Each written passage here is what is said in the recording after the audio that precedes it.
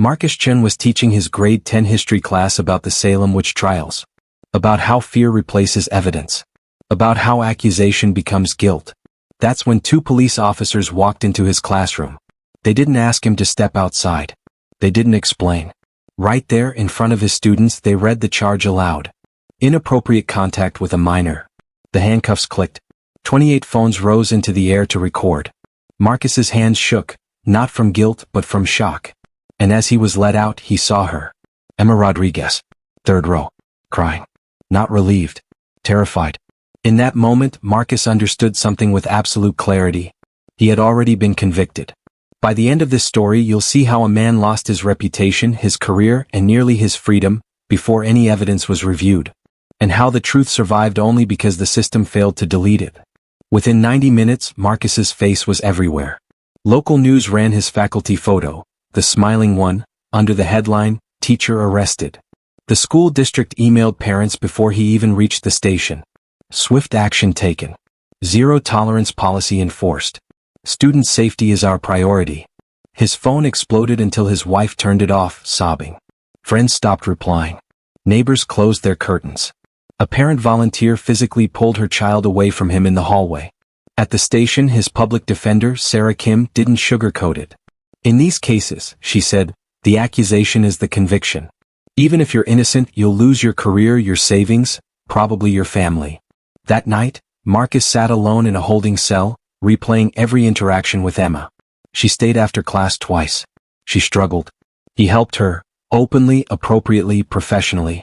Nothing inappropriate. But he already knew something worse than guilt had taken hold. Narrative. Sarah asked him quietly, "Is there anything that proves where you were?" Footage. Witnesses. Anything at all? Marcus hesitated. Then his mind went to a plastic evidence bag. Inside it were his glasses. Sarah noticed the pause. "What about them?" she asked. Marcus swallowed. "They're not just prescription." And for the first time since his arrest, the story cracked, just slightly.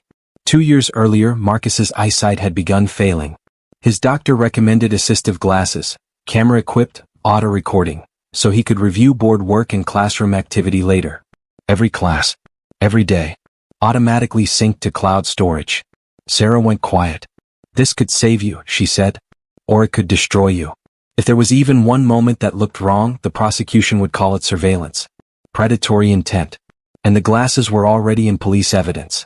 Requesting them would alert the prosecution. Marcus faced an impossible choice. Stay silent and accept the accusation. Or reveal the glasses, and gamble everything on what they captured. That night he received an anonymous text. "Don't trust your own evidence. They've already decided." As Sarah pushed forward, something unsettling emerged. Through subpoenas she obtained internal school emails. Not about investigating the allegation. About managing exposure. One message from the superintendent read, "We need this resolved quickly and quietly. No reinstatement under any circumstances." Another instructed IT to disable hallway camera archives. When Sarah requested the footage, she was told the system had malfunctioned. But the metadata said otherwise. Manual deletion.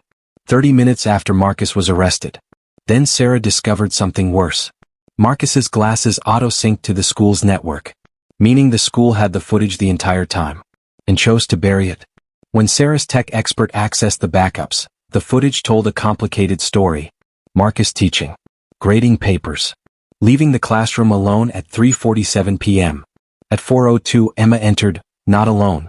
She was with the school counselor. Then the vice principal joined them.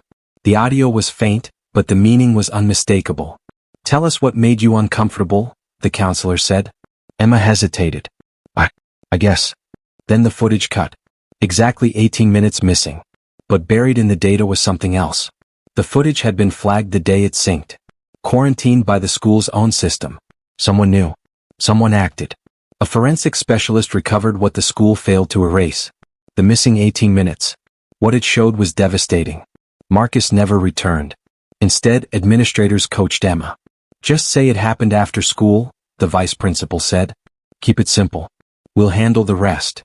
Emma looked confused. "Afraid. But I don't think." "We're protecting you," the counselor cut in. The vice principal noticed the camera. He reached forward. Covered the lens. At the closed hearing, the judge watched the footage in silence. then dismissed the case with prejudice. Charges dropped. No appeal. No explanation. Marcus walked out of the courthouse alone. No cameras followed him. No apology was issued. The school released a 2-sentence statement. Due to procedural misunderstandings, the matter has been resolved. We remain committed to student safety.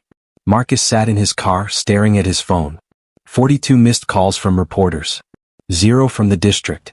Marcus didn't settle quietly. He sued. Emails surfaced. Patterns emerged. Other teachers came forward. The story flipped, not about a predator but about an institution that sacrificed truth to protect itself. The system didn't change because it wanted to. It changed because one thing it failed to erase refused to disappear. And sometimes that's the only justice that exists.